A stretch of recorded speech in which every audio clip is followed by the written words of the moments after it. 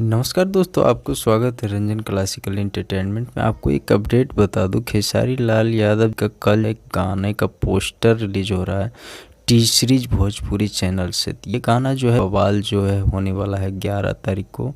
और कल जो है टी सीरीज भोज चैनल पे जो है पोस्टर आ रहा है और गाने का काम चल रहा है। बहुत जल्द जो है आप लोग के बीच जो है मिलेगा सुनने के लिए।